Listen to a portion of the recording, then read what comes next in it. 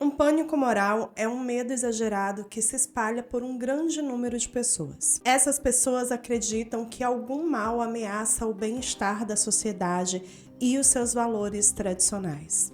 Durante as décadas de 80 e 90, um pânico moral que temia que o próprio diabo estivesse tentando destruir a sociedade se espalhou pelos Estados Unidos e por boa parte do mundo. O pânico satânico foi palco para inúmeras injustiças jurídicas e estigmatização de grupos que, por se divergirem da conduta cristã tradicional, eram tidos como servos do próprio Satã.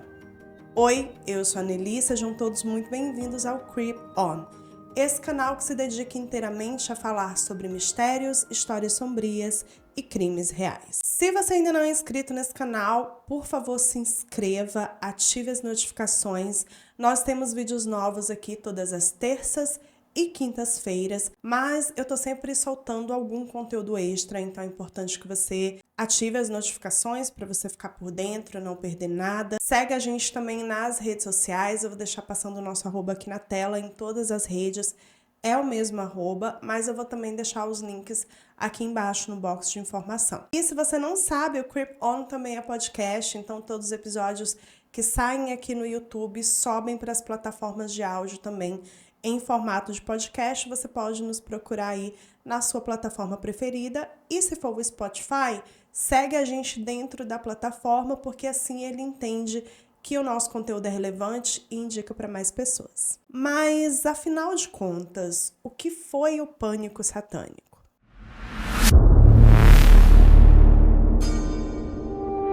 O pânico satânico foi um pânico moral que se originou nos Estados Unidos durante a década de 80 e teve ali o seu pico durante a década de 90 e ali início dos anos 2000. E não ficou polarizado somente nos Estados Unidos, ele se espalhou para outros países do mundo. Inclusive, nós estamos vivenciando aí um ressurgimento do pânico satânico nos últimos tempos, aí devido ao fundamentalismo religioso se intensificando, as pessoas voltando a ficar um pouco mais tradicionalistas, né? E a gente tem visto muitas coisas aí que remetem a esse pânico moral. Eu dei o conceito para vocês de pânico moral na introdução do vídeo, mas assim, para ficar bem claro, basicamente o pânico moral é um medo exagerado. Vou dar um exemplo que eu dei inclusive em um vídeo que eu fiz, que eu citei pânico moral, que foi o vídeo do caso Ouro Preto. Vou deixar aqui no card, se você não viu, veja, esse vídeo é muito bom. É um claro exemplo do pânico satânico que aconteceu aqui no Brasil. Mas o pânico moral, basicamente, ele é um medo exagerado, né?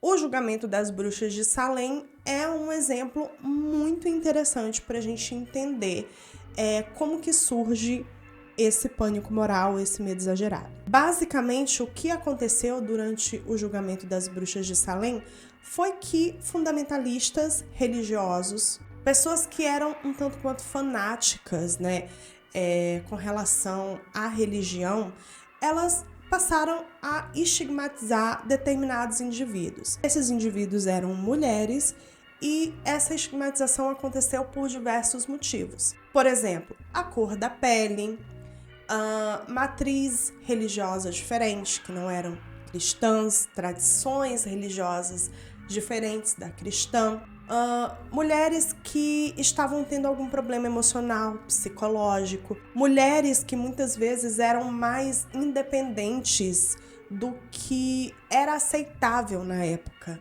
Então, essas mulheres foram estigmatizadas e começou a se temer, né? Teve um evento específico lá de duas meninas que tiveram algumas visões e tudo mais. Eu não vou entrar muito nesse mérito, porque eu quero trazer um vídeo específico do julgamento das bruxas de Salem. Mas esse evento específico desencadeou o pânico.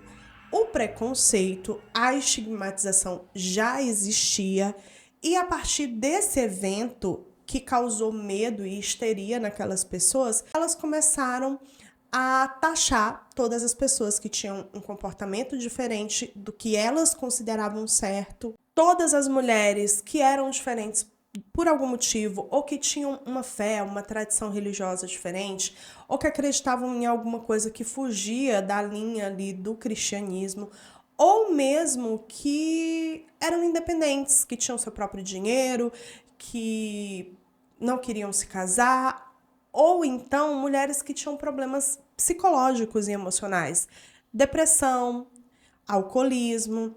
Tudo isso foi taxado como bruxaria. Eram mulheres diferentes daquilo que se esperava de uma mulher cristã, educada, recatada e do lar. E por isso elas eram bruxas.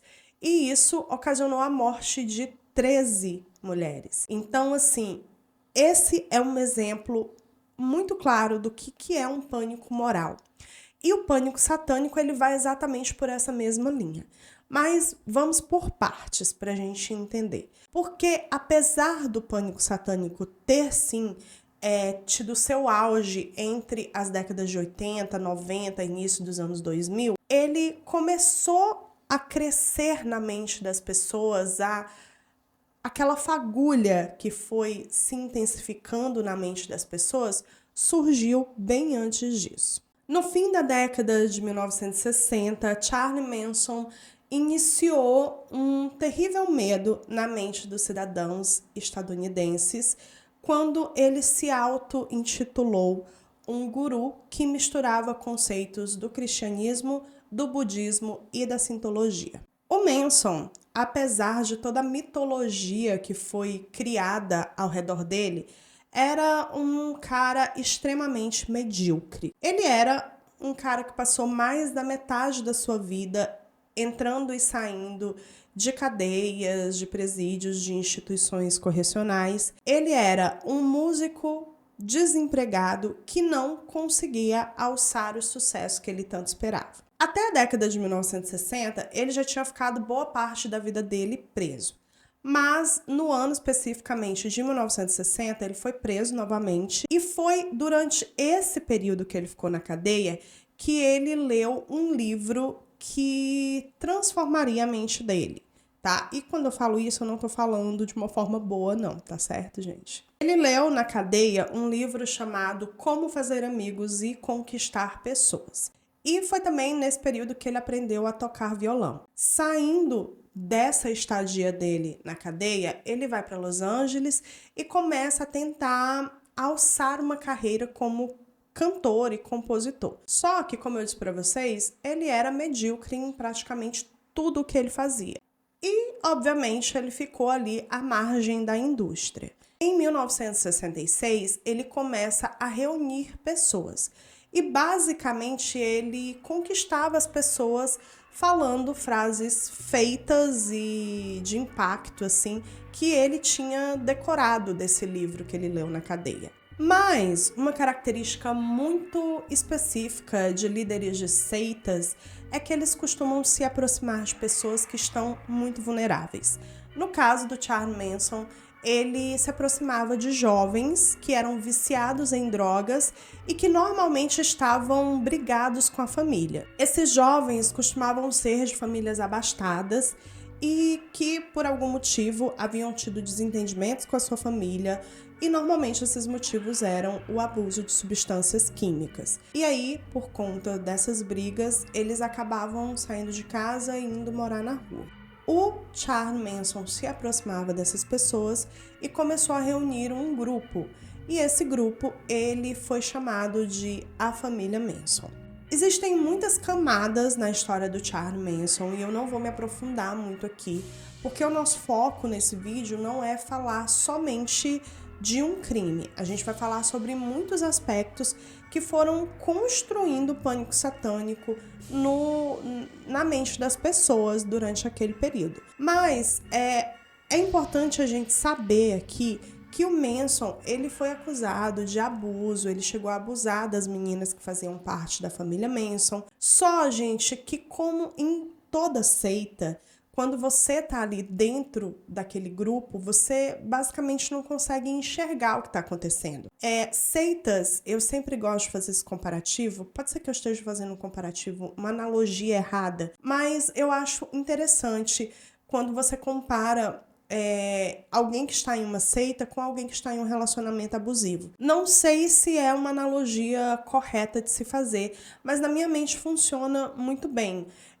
No sentido de que as pessoas que estão dentro de uma seita, elas não costumam compreender de uma perspectiva racional o que está acontecendo. E isso acontece também com quem está em um relacionamento abusivo. Normalmente as pessoas, elas simplesmente não conseguem racionalizar os acontecimentos, né? Então, são muitas camadas que existem ali para que aquela pessoa, ela não consiga sair. Às vezes ela realmente é obrigada a ficar por algum motivo, por alguma ameaça, mas no geral, principalmente no início, a pessoa vai ficando por outras questões. E eu acho que é bem parecido esses dois pontos, né? No caso do Manson, essas pessoas estavam muito vulneráveis e ele começava a falar para elas coisas que elas gostavam de ouvir. E isso fazia com que elas fossem se aproximando dele cada vez mais.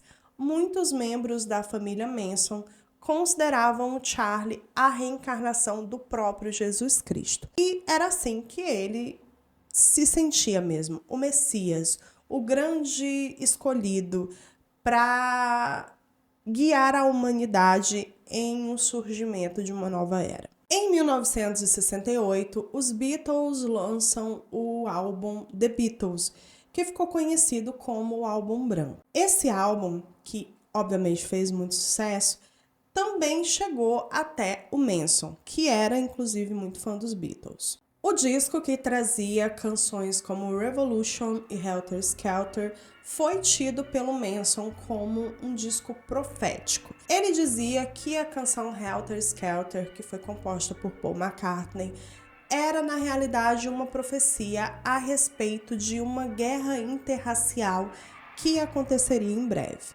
Essa guerra racial, o Helter Skelter, seria basicamente um apocalipse.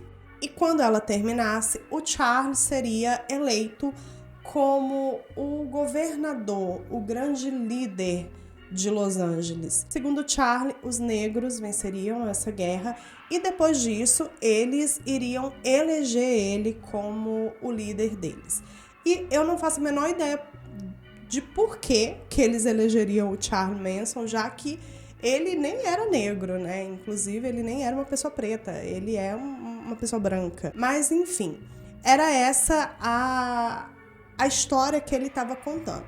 Só que o Helter Skelter, ele não aconteceu. E aí, o Charlie, ele começou a dizer que para que essa profecia se cumprisse, ele e a família Manson precisariam dar o pontapé inicial. Eles tinham que fazer com que a profecia acontecesse. E em 9 de agosto de 1969, alguns membros da família Manson cometem os crimes Tate LaBianca, que seriam, segundo o próprio Charlie Manson, o pontapé inicial para que o Helter Skelter acontecesse. No dia 9, eles invadem a casa do diretor de cinema Roman Polanski. Se você não sabe quem é o Roman Polanski, ele é um diretor muito aclamado, inclusive é o diretor do filme O Bebê de Rosemary. E nessa época, ele estava trabalhando no filme e por isso ele não estava em casa. Os membros da família Manson, então, invadem a casa do Polanski, que ficava em Cielo Drive 10.050, em Bel Air, e eles encontram na casa a esposa do Polanski, que estava viajando, né, trabalhando no filme O Bebê de Rosemary, a Sharon Tate, que era esposa do Polanski e atriz de cinema, e alguns amigos que estavam ali junto com ela, eram 4 amigos. E eles matam todos que estavam na casa.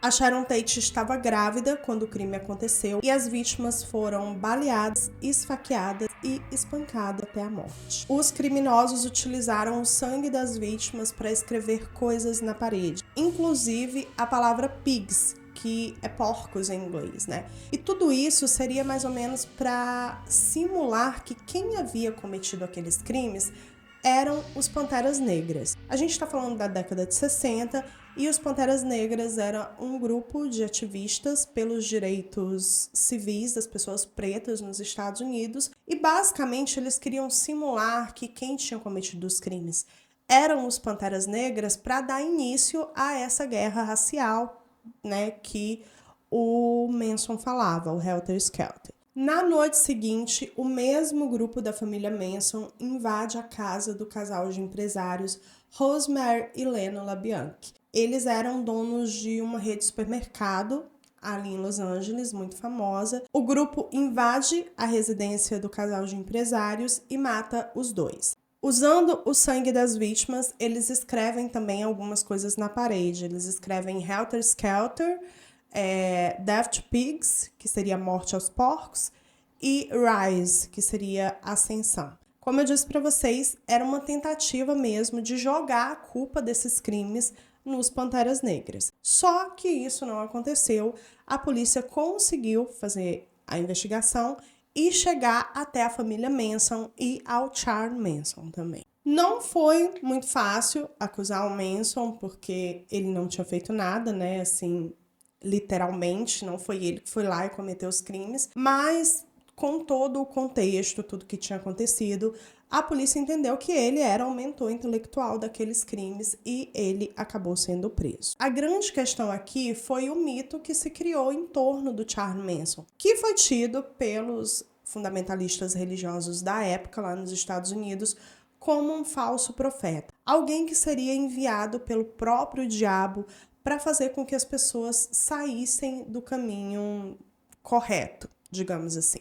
E a partir desse ponto, a gente começa a ver que vão acontecendo várias coisas que vão aumentando essa mentalidade das pessoas, vão aumentando esse medo que as pessoas têm do desconhecido, daquilo que não está dentro dos padrões que elas acreditam. Ainda durante a década de 60, o Anton LaVey cria a Igreja de Satanás e publica a Bíblia Satânica. Obviamente, para cristãos mais fervorosos, isso era basicamente o início de o apocalipse. O diabo estava solto, tentando destruir a vida das pessoas. E em 1973 é lançado o clássico do terror, O Exorcista. E por que o Exorcista entra aqui nesse rolê todo? Ele foi divulgado como sendo baseado em um caso real de possessão. E sim, existiu um caso, que inclusive eu quero trazer aqui para o canal, de um garoto que teria sido possuído. E foi a partir desse caso de possessão que houve a inspiração para que o livro O Exorcista fosse escrito e, posteriormente, o filme fosse feito. Só que o que acontece é que as pessoas elas iam para o cinema assistir O Exorcista e elas saíam de lá passando mal. Elas eram levadas em ambulâncias para hospitais, né? Porque houve todo esse hype de que era baseado em um caso real, de que era um filme amaldiçoado. Tem todo o rolê das histórias, dos bastidores, do exorcista. Então, isso foi se acumulando na mente das pessoas. Imagina só, primeiro nós temos aí o Charles Manson, que é um profeta, um falso profeta. Aí depois vem a igreja satânica, os satanistas estão proliferando na sociedade. E aí rola um filme amaldiçoado. E tudo isso ia acumulando na mente das pessoas. Aliado a tudo isso, nós temos os inúmeros casos de serial killers que aconteceram nos Estados Unidos na década de 70. Um exemplo disso é o filho de Sam, que matou diversas pessoas em Nova York, dizendo que estava sendo influenciado por um cachorro que estava possuído. Vocês estão entendendo os elos da corrente que vão se fechando e se fechando cada vez mais? Em 1979, o desaparecimento e suicídio de um estudante chamado James Dallas Egbert III criou um medo também a respeito do jogo Dungeons and Dragons. O jogo Dungeons and Dragons é um jogo de RPG. Se você não sabe o que é um jogo de RPG, basicamente é uma evolução dos jogos de tabuleiro tradicional, mas que vai ser mais voltado para construção e desenvolvimento dos personagens, para atuação mesmo. E no caso de Dungeons and Dragons, é um jogo que envolve elementos fantásticos mesmo, dragões, né? Magia, coisas desse tipo. O jogo Dungeons and Dragons surgiu nos Estados Unidos em 1974 e ele teve um sucesso muito grande entre fãs de fantasia, justamente por ele ter esses elementos. Ele tem muita influência, inclusive, de Senhor dos Anéis, O Hobbit. Então, normalmente, quem curte literatura fantástica, né, cinema fantástico, vai gostar de Dungeons and Dragons porque tem mesmo essa pegada. E o James, ele era um jogador de Dungeons and Dragons. O que acontece é que em 1979 ele desaparece e deixa uma carta dizendo que iria tirar a própria vida. E posteriormente ele é realmente encontrado morto. A mãe dele acaba não acreditando que o filho iria fazer isso e tal, e contrata um investigador particular. Esse investigador, ele chega à brilhante conclusão de que o James havia tirado a própria vida porque ele era um jogador assíduo de D&D. Isso mesmo, senhoras e senhores. Dungeons and Dragons havia feito o garoto tirar a própria vida. E o investigador, obviamente, descartou e deixou de lado o fato do James ter depressão e abusar de substâncias químicas. E aí começou a se criar todo um pânico em torno de jogos de RPG, principalmente de Dungeons and Dragons. E isso viria a piorar ainda mais quando em 1982 é lançado um filme estrelado pelo Tom Hanks chamado Mazes and Monsters. Basicamente é Labirintos e Monstros. E o filme vai contar a história do personagem que é interpretado pelo Tom Hanks, que entra em um surto psicótico após jogar uma partida de D&D. E é claro que, como muitos filmes dos anos 80, 90, início dos anos 2000, isso foi divulgado como sendo baseado em um caso real. E é aí que começa a surgir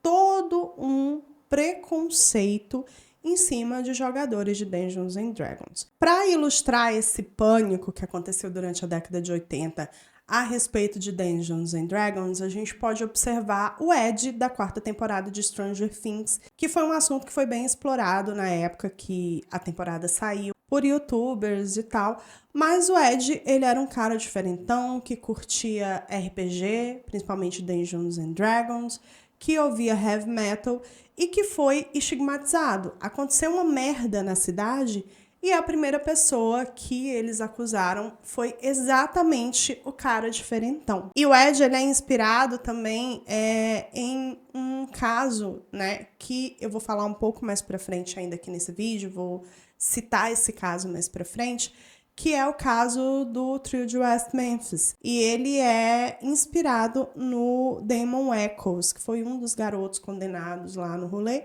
e que era exatamente assim, o diferentão da cidadezinha pequena, e quando aconteceu uma merda, obviamente que o cara que usava preto, que ouvia heavy metal, que curtia o Wicca, foi o primeiro a ser apontado como o culpado. Mas voltando pro núcleo de D&D desse vídeo, porque esse vídeo a gente está citando várias coisas que aconteceram que são importantes para a gente entender as consequências do pânico satânico e do pânico moral no geral dentro de uma sociedade. Em 1983, o Evan, que era filho de uma cristã conservadora chamada Patricia Pullen, também, infelizmente, comete suicídio.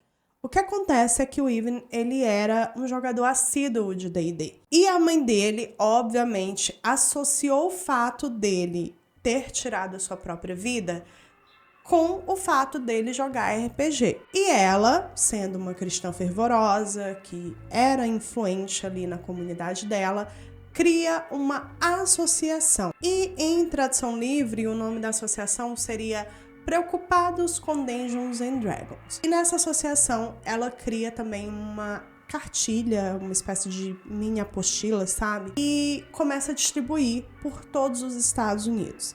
Essa cartilha fala sobre os primeiros sinais de satanismo em crianças e adolescentes, e como Dungeons and Dragons influenciava as crianças e os adolescentes a entrarem no satanismo.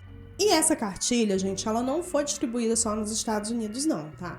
Ela foi distribuída na Austrália, no Reino Unido e no Canadá também. Então, assim, a partir daí, as coisas começam a sair ali da bolha estadunidense e serem levadas para outros lugares do mundo. E é óbvio que a televisão, os meios de comunicação que estavam, né, em ascensão nesse período, entre a década de 70, 80 e 90, também fizeram com que essas informações chegassem em lugares muito mais distantes, em outros continentes, em países ainda mais distantes dos Estados Unidos. O livro Michelle Remembers foi lançado em 1980 e escrito pelo psiquiatra canadense Lawrence Pazder e a sua paciente, que também era sua esposa, Michelle Smith. Michelle Remembers relata os abusos sofridos por Michelle Smith durante a sua infância por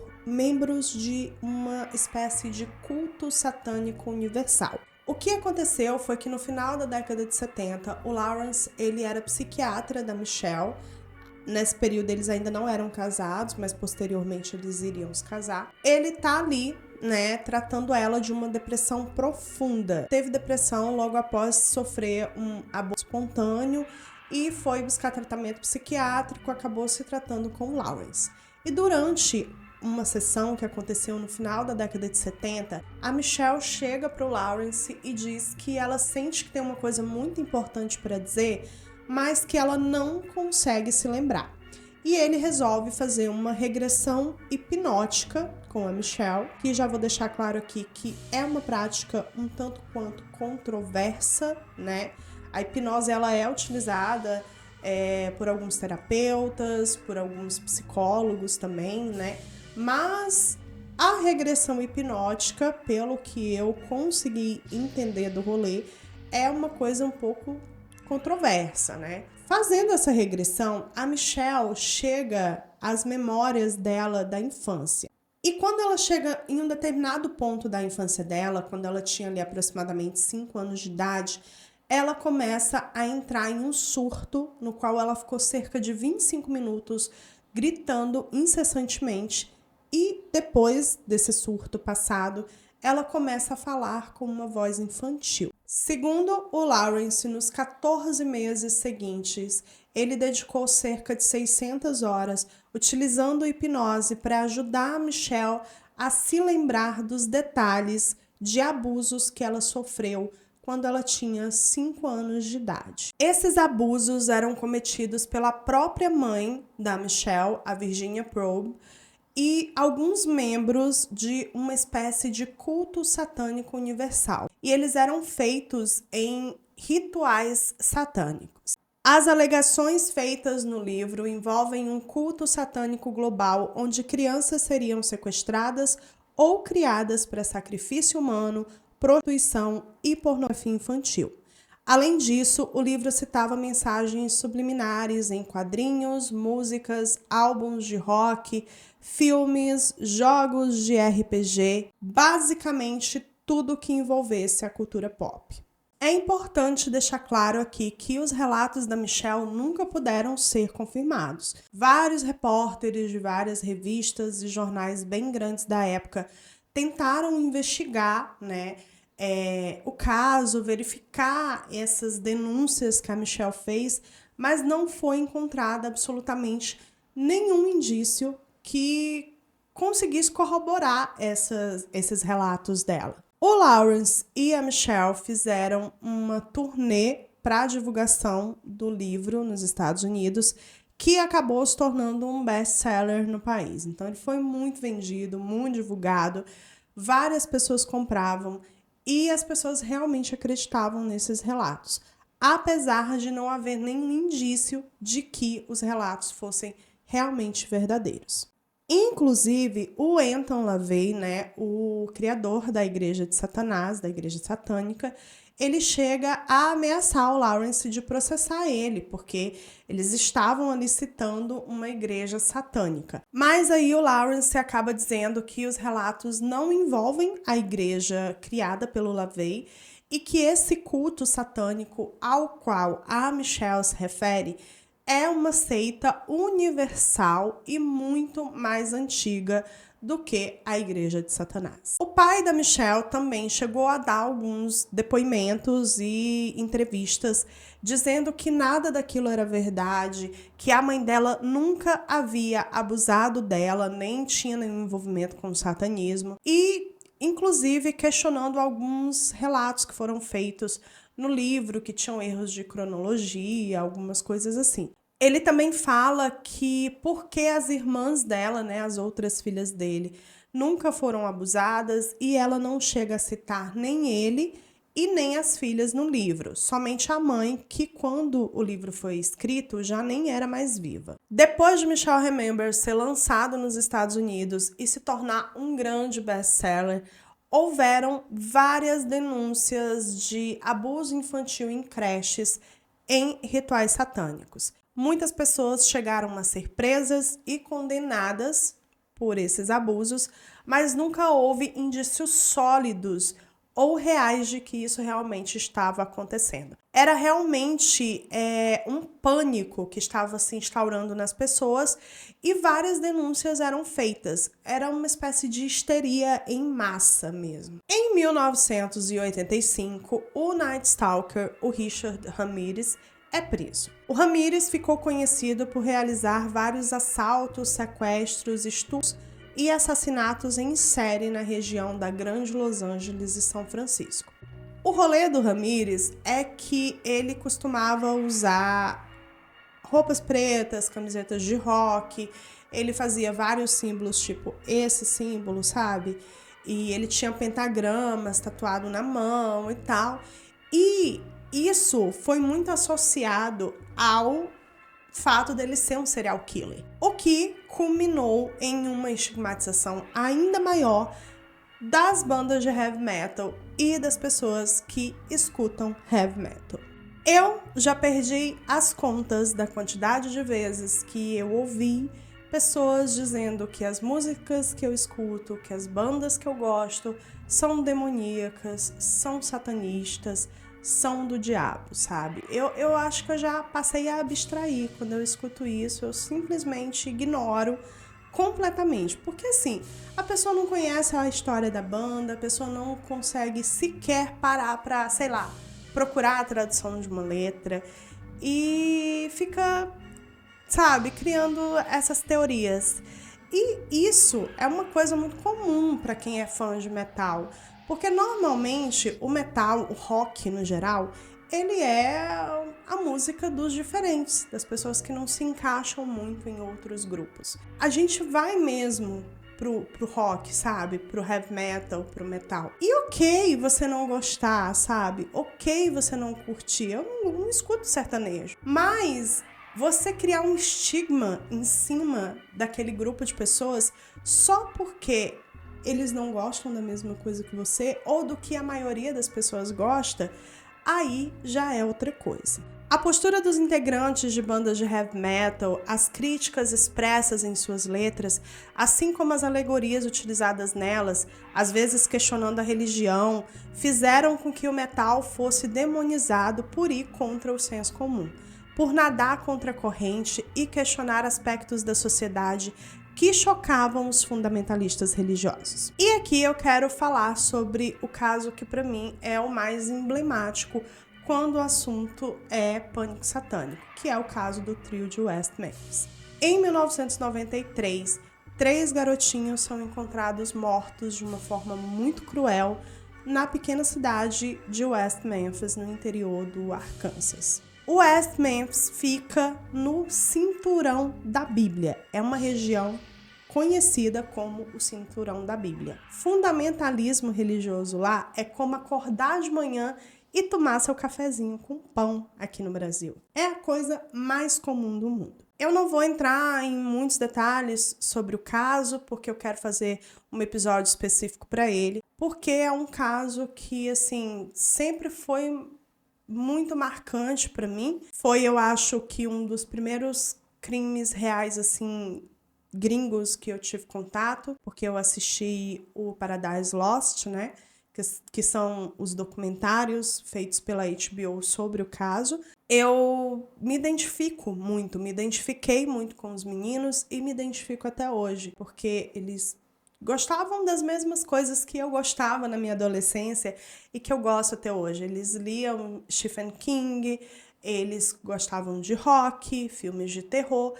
E quando os corpos dos garotinhos foram encontrados, culpar o Damon Echols, que era o diferentão da cidade, que não era cristão, que era Wicca, né, que gostava, que estudava sobre religiões pagãs, que ouvia heavy metal, que curtia filmes de terror, que usava preto, sabe? Foi muito mais fácil do que fazer uma investigação séria. E assim, para vocês verem o absurdo que foi esse caso em termos de investigação, um dos motivos, né, levados para o tribunal a respeito de por que os meninos tinham cometido o crime foi a quantidade de camisetas pretas que um deles tinha no guarda-roupa, sabe? Então ele tinha muitas roupas pretas, portanto ele era satanista, portanto ele com certeza estava envolvido nos crimes. Os garotos foram condenados, o Damon inclusive foi condenado à morte, ficou anos no corredor da morte, e os outros 2 envolvidos também, né? Porque foram 3 que morreram e 3 que foram acusados. Os 3 meninos acusados, um, que era o Damon Echols, foi pro corredor da morte e os outros 2 ficaram mais da metade das suas vidas até então na cadeia. Eles perderam as suas adolescências, o início das suas vidas adultas presos. E o verdadeiro culpado por esse crime, porque realmente não havia nenhum indício de que os meninos eram os culpados, a não ser o pânico e o terrorismo que foi feito em cima deles, né, do estigma que foi criado em cima deles, o verdadeiro culpado nunca foi pego. Haviam várias outras linhas de investigação que nunca foram seguidas por puro preconceito e, sei lá, loucura mesmo. E esse caso me lembra também o caso Ouro Preto, que aconteceu aqui no Brasil, que já tem vídeo aqui no canal, vou deixar linkado aqui pra vocês, tá? Que é um caso que uma moça foi morta em Ouro Preto em 2001, durante a festa do 12, que é uma festa muito tradicional que acontece lá na Universidade de Ouro Preto. E quem foi acusado foram os garotos da República, onde ela estava hospedada, e a prima dela. Isso porque foram encontrados livros de RPG na República, que pertencia a um dos garotos. E, segundo as investigações, a moça, que se chamava Aline, foi morta durante uma partida de RPG, em uma espécie de ritual satânico. E, assim como no trio de West Memphis, no caso Ouro Preto, existiam várias provas, vários indícios, várias linhas investigativas que nunca foram seguidas. E por conta do preconceito das pessoas que estavam envolvidas na investigação, por conta do pânico satânico que foi instaurado, provavelmente os culpados, tanto pelo crime que aconteceu em West Memphis em 93, quanto pela morte da Aline em 2001, aqui no Brasil, em Ouro Preto, eles nunca serão punidos pelo que eles fizeram. E pessoas inocentes sofreram consequências terríveis por terem sido acusadas de crimes que não cometeram, simplesmente porque elas eram diferentes daquilo que a sociedade espera de um cidadão de bem.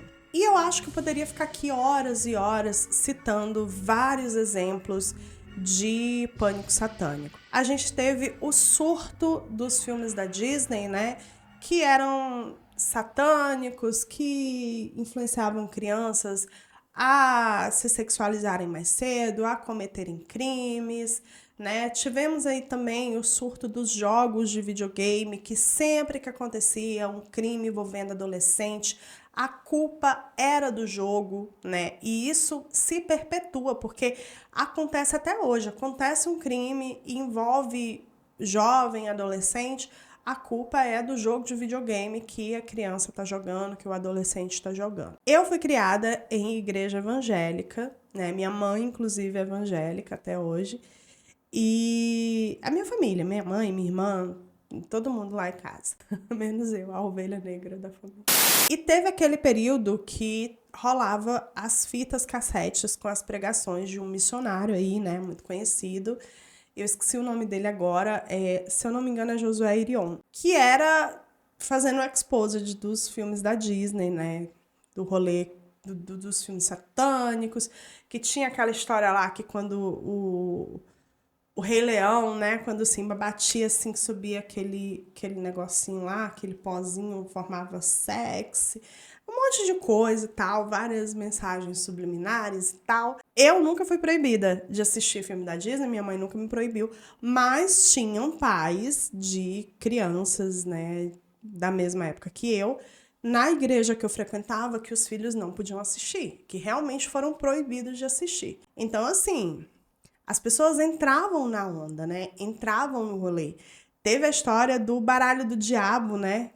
O Gilberto Barros falou lá sobre as cartinhas de Yu-Gi-Oh! Que aqui em casa, inclusive, tem um monte, porque o meu marido adora jogar Yu-Gi-Oh! E aqui em casa tem uns decks, assim, cheio. Eu mesma já dei pra ele de presente. E tipo assim, cara, sabe? Eu fico assim, as pessoas entravam na noia, porque tinham mães e pais que realmente proibiam os filhos disso, pra vocês verem como não é uma coisa assim. Ah, mas quem que acredita nisso? As pessoas acreditam, gente. As pessoas acreditam em fake news que recebem pelo WhatsApp. Hoje, né, que a gente tem um acesso à informação gigantesco, que é só você dar um Google para você tirar a sua dúvida. Você recebe uma informação, você recebe uma notícia, dá um Google, tira a dúvida, vê se aquilo realmente, né, é real antes de você sair divulgando para as pessoas, tá? Mas assim, é bizarro, né? A gente teve a Xuxa, coitada da Xuxa, né? Que a vida inteira a mulher foi taxada como tendo pacto com o diabo. Não teve paz essa mulher. Era a história de disco, ao contrário. Era a história da boneca que tava matando os outros. Bem, gente, agora vamos lá.